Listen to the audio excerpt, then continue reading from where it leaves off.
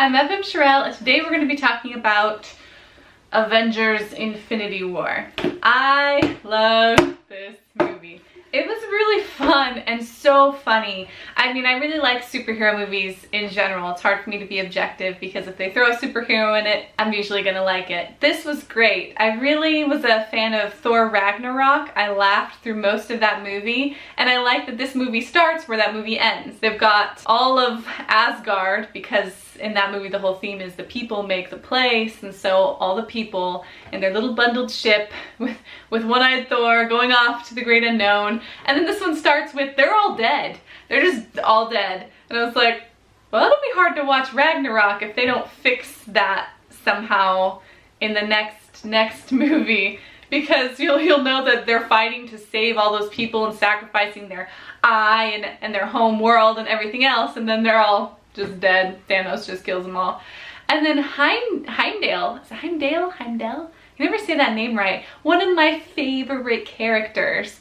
Seeing him die, I was like, oh, Heimdal.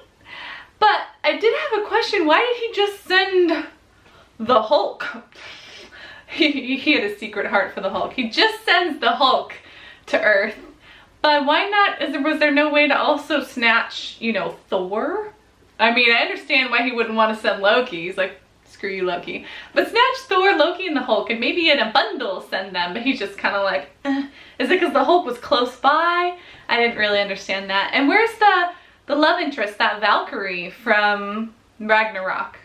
Was she in the dead pile somewhere and we skimmed it? I didn't really see that. Did I miss something? And then Thor really doesn't, all he talks about is his brother. He's such a puppy. He's got such puppy love for his brother. That's like all he talks about. But not the love interest. Is she dead? We don't know. So that's how we start our scene. I feel like those Greek tragedies. So Thor is mourning Loki over his body, and I love that Thor does that, because Thor mourns Loki's death like it's the first time every time, which is what makes him a puppy. And he's seen him die so many times, but it was always like, brother! That's love. That's real love right there. Luckily for such a harsh opening, they brought in the plucky comedy relief right away with Tony and the Guardians of the Galaxy. How excited were you to see the Guardians of the Galaxy show up in this film? I was like, finally it happened to me. I've been waiting for those worlds to collide because, you know, the Guardians, they're just so anti-hero, which Tony is as well. And it was nice to see them later in the film kind of pair up, even though it was kind of more serious at that point. But when the Guardians show up at this point and Thor lands on their windshield and Rocket is like, do the wipers, get it off the windshield. And Drax fanboy crushing over Thor like, that's a man, that's a muscular man. And then later calling him like the baby of a pirate and an angel.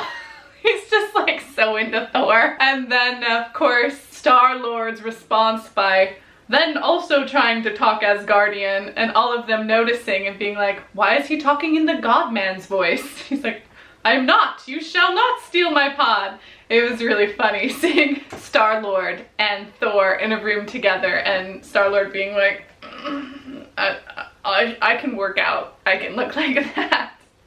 That was fun. And then having them kind of break off was interesting, with Rocket and Groot going one way. You know, Star-Lord says like, well, you're just going that way because Thanos isn't that way. But I was thinking Rocket loves gadgets and weapons. Going to the ultimate weapon factory, I think that's something Rocket would do. When Tony finally meets up with Banner and Banner hugs him, I thought that was a nice moment because it reckons back to, you know, the first Avengers when they became friends because they're both geniuses and they had that kind of like bromance thing going on. So I thought that was sweet. And then that leads in to Strange and Tony being thrusted together.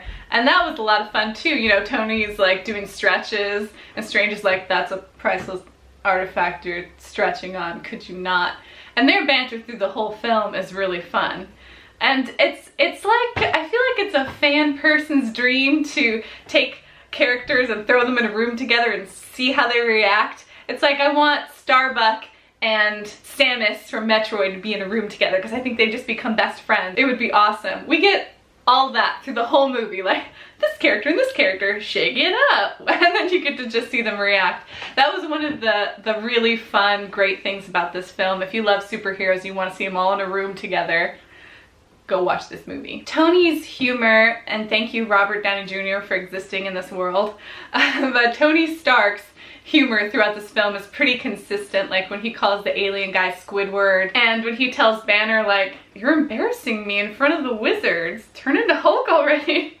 I was like, he's calling them wizards. And Tony gives quick summations like, they're from space and they came here to steal a necklace from a wizard. And then in reference to Strange's cape, he's like, that's a loyal piece of outerwear. And then I think he also has the line where he calls the spaceship like a flying donut. Spider-Man did get a good one in there though, when he introduces himself to Strange as Peter Parker, and Strange is like, I'm Dr. Strange.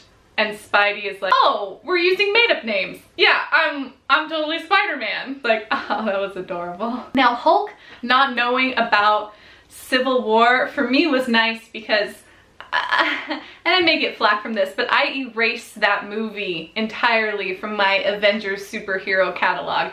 Didn't happen, didn't exist, stupid, stupid, stupid, stupid, stupid. I don't want to see a bunch of heroes fight each other. I want to see them fight villains who are trying to destroy mankind in the galaxy. Get a hobby, knit, crochet. If you're bored, don't fight each other. Like, save that energy for the impending doom that's coming. Hulk not even knowing any of that happened, it was like, yeah, let's just call Captain America and Black Widow, and because the world's gonna end. Duh. I was like, yes.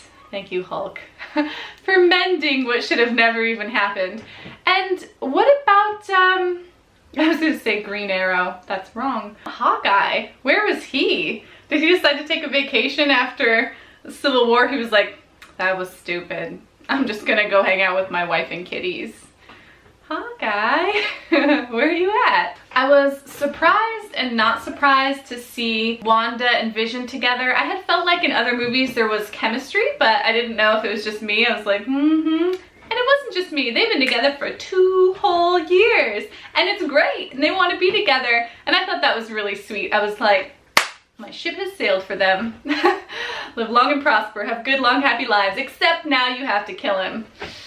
Ah, what a damper on the newly emerged Avengers romance. It was also nice to finally see some of Gamora's backstory, right? And then when her little hand takes Thanos's, I was like, this is kind of sweet. I know I shouldn't feel that way, but you actually should, because that's such a pivotal point towards the end when Thanos has to sacrifice who he loves. And for kind of like a lighthearted movie where there's some dark scenes, but I found the torture of Nebula really kind of gross and intense. I mean, ripping her apart. I mean, she's at one point screaming and screaming and screaming and screaming and screaming, and finally, you know, Gamora's like, okay, and we're like, thank you. Poor thing. I mean, I know it sucks to be the other sibling when your parents have a favorite. I liked the Cap line, we don't trade lives, Vision, you know, and Cap and everybody fights for Vision in that way. And it's a sweet idea, but interestingly enough, they just had the flip of that, where Star-Lord was willing to kill Gamora, the person he loves, to save the galaxy. And then you have Cap saying, I won't do that, we won't do that, we won't trade lives in that way. So they actually did both in one scenario. Because Star-Lord loves Gamora, he's willing to do this for her because he knows that's her value system. But then with Vision and Wanda, they're not willing, even though that's his value system. So they did both in the film, and interestingly enough, both felt right, which brings you into that sort of gray matter area of what being a hero really means, which I thought was interesting to have those opposites in this film. Seeing Thor kind of come apart and try and smile through it with tears in his eyes as he's saying, I have nothing left to lose, to Rocket was pretty heartbreaking. And luckily they turned it right around where Rocket was like, well, I have a lot to lose. Like, I have a lot to lose. Like, I don't want to die. But it was interesting to hear Thor say that he's 1,500 years old. Ooh. And, you know, he's fought so many battles, and, you know, if he dies, what does he have left to lose? That was a sad, good moment between two oddly paired characters. It's funny because in Ragnarok he's paired with the Hulk and then he's paired with Rocket, who he keeps calling Bunny, right? He keeps calling him Bunny or Rabbit. Cute. Let's just all thank Star-Lord for keeping the Footloose references alive and telling Spidey what's up. Now when they bring back the past between Gamora and Thanos, and she thinks she kills Thanos and she cries, and then when Thanos actually has to kill her to get the Soul Stone, he cries. That was really moving. Their sort of father-daughter relationship that you can see even a monster like Thanos was able to love. Which sucks for Gamora because she thought this would be the one moment where the universe would triumph over him because he never loved, and then she's the one that he loves. It was a good moment. I got a little teary-eyed myself seeing that relationship and him having to make that choice. It was cool that they brought in Wakanda. I just saw that movie and that was also a really cool superhero movie, and so it was nice for them to like wrap it right in. The creatures attacking Wakanda looked kind of like Venom, right? Maybe a piece of one of those creatures somehow gets into Spidey. I don't know. Venom. I love when Thor arrives in Wakanda and the Hulk is like, you guys are so screwed. And Thor has his thorax. Isn't that like the chest part of a grasshopper? Because I remember being like, thorax, thorax, thorax. It's not as interesting to say my hammer, but it is cool. My axe, the stone breaker, stone crusher. It's like, yes. And that was cool. That world with a giant dwarf and then making the axe that can also open the Rainbow Bridge. It was just like, cool new weapon. I was wondering when he was gonna get something after Ragnarok when his hammer was gone, but he did learn himself to control the thunder, so that was pretty cool, making, in my mind, making the thorax even more powerful. I didn't miss the song though. I wanted him to show up like da-na-na-na with the lightning again like last time. Something on the ice and snow. Spidey is pretty funny when they're fighting Thanos. When he's getting thrown through the portals, he's like, magic, more magic. But in that scene when Spidey and Iron Man are just trying to pull the glove off of Thanos, why are you being gentlemen right now? And it's my same problem with the thorax at the end when he goes through the chest and Thanos is like, you should have cut off my head. I was like, yeah, cut off his head. And then same with the arm, they're trying to pull the glove off like gentlemen.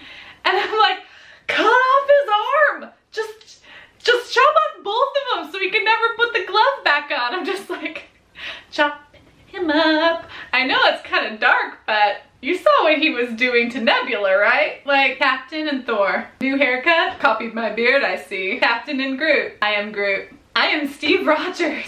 Captain. Those were his funny lines. I like it when Wanda jumps down and saves, I don't know how to pronounce it, Okoye and Black Widow.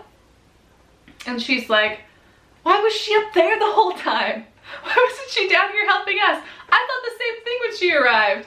It was also cool seeing the three of them together because I was like, 3 badass women together, they're gonna like tear things up. Side note, it was nice to see Pepper again. Anyone else? I was like, oh, Pepper, it's been a while. There's so many characters in this film. I definitely felt like Spidey when he was saving them. They were floating in space. He was like, got you, got you, got you. He's like, sorry, I don't remember any names. I was like, yeah, that character, that guy. There were so many, so fast. Even when I was trying to take notes during the film, I was like, you know, the guy, the space guy, and that, it's like my brain couldn't catch up with like how many superhero characters they were throwing at us, which of course I loved. Oh, Stark, you throw another moon at me and I'm going to lose it. So I would watch this movie all over again, but I can't until they make the next movie and fix it. Because I can't watch everybody dissolve and die not knowing who's dead or really gonna come back alive. Like when, I'm sure Tony Stark or somebody is going to fight Thanos, rewind time, and everybody will be alive again. Story-wise, writing-wise, you're not supposed to do that, magically make everybody back alive at the end of your book or movie. I did that once, I think in my first novel. A lot of people complained. It is cheesy, I get it. But at the same time, I'm really attached to these hero characters. I personally, aside from writer-wise, want to see them alive. So I can't watch it again, even though I want to watch it and laugh and binge watch it over and over. I can't until I know who's who survives. They all survive, right? They're all gonna live. So I waited till the sneaky end of the credits because I love that Marvel does that, and they've ruined me for all other movies. I always wait now to the end. There's this great app called Run Pee that will tell you the pee times in a movie that you won't miss that much, but it also will tell you if there's anything at the end. So at the end of every movie now I'm like, is there anything at the end? Because I'll wait. So at the end of this, there's a symbol that we see, and I hope it is Captain Marvel. I hope, because I got this from Comic-Con 2 years ago, thinking that they were gonna release a Captain Marvel movie and she was finally gonna have her own movie and way more superhero female protagonist movies, yes, but they didn't. So when I saw that symbol, I was like, Captain Marvel? Is she coming? That would be so great in the next one if they brought in Captain Marvel and a lot of the other superheroes that they haven't brought in yet. I can't wait.